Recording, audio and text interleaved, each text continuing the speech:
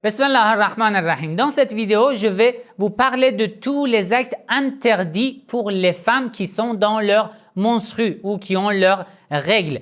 Avant de commencer, si ce genre de contenu, ce genre de vidéo vous intéresse, n'oubliez pas de cliquer sur j'aime, partagez la vidéo avec vos entourages et écrivez votre avis dans les commentaires. Si vous n'êtes pas abonné à notre chaîne, abonnez-vous à notre chaîne et cliquez sur la cloche pour être informé dès que je publie une nouvelle vidéo. Bon, vous m'avez demandé de parler de ce sujet. Une femme qui a ses menstrues, qui a ses règles, quels sont les actes qui sont interdits pour une telle femme? Je vous donne la liste et je vous explique. D'abord, tous les actes d'adoration qui ont besoin des ablutions, des grandes ablutions, al-wudu ou al-ghusl, ou de tayammum, tous ces actes d'adoration sont interdits pour une telle femme dans la période de ses règles, ses menstrues.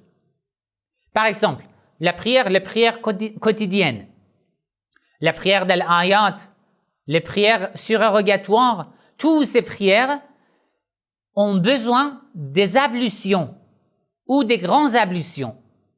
Alors, tous ces actes d'adoration sont interdits pendant les menstrues. Mais, par exemple, une prière comme la prière de la mort, Salat al-Mayyit, la prière qu'on fait sur le défunt des croyants.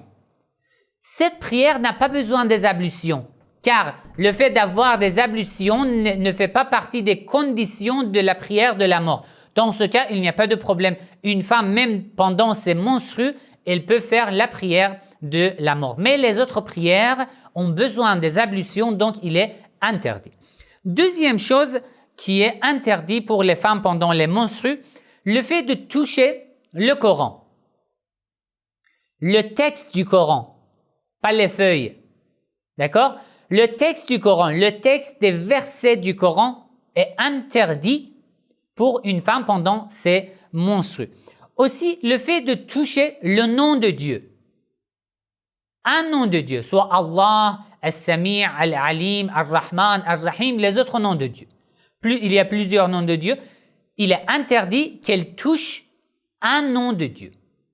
Aussi, il est interdit de toucher le nom du prophète Muhammad sallallahu alayhi wa sallam, le nom de tous les prophètes et des imams alayhi wa sallam.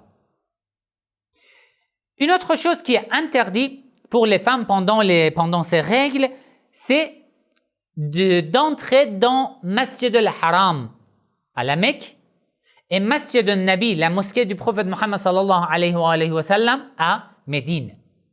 Le fait d'entrer dans ces deux mosquées est tout à fait interdit pour les femmes pendant leur menstrues et leurs règles. Mais les autres mosquées, pour les autres mosquées, si une femme pendant ses menstrues, elle entre par une porte et ne s'arrête pas dans la mosquée. Si elle s'arrête dans la mosquée, c'est haram. Elle a commis un péché. Mais si elle entre d'une porte de la mosquée et sort d'une autre porte, dans ce cas, il n'y a pas de problème. Encore, dans les mausolées des imams, alayhi salam, des imams infaillibles, des imams des 11 imams, l'imam Mahdi, Ajjalallah ta'ala farajul sharif, est déjà en vie, mais les autres imams, le fait de s'arrêter dans les mausolées des imams, alayhi salam, pour une femme qui a ses menstrues, est interdit. Un autre acte qui est interdit pour ces femmes pendant leur menstrues, c'est de réciter les sourates qui contiennent une prosternation obligatoire. Vous savez que dans le Coran, il y a la sourate An-Najm, la sourate Al-Alaq, la sourate At-Tanzil et la sourate As-Sajda. Ces sourates contiennent une prosternation obligatoire. La sourate Alif Lam Mim Tanzil s'appelle aussi la sourate Fussilat. Ces sourates contiennent une prosternation obligatoire. Une femme qui a ses menstrues n'a pas le droit de réciter ces sourates. Mais les autres sourates du Coran, il n'y a pas de problème. Sans toucher le texte du Coran, il n'y a pas de problème.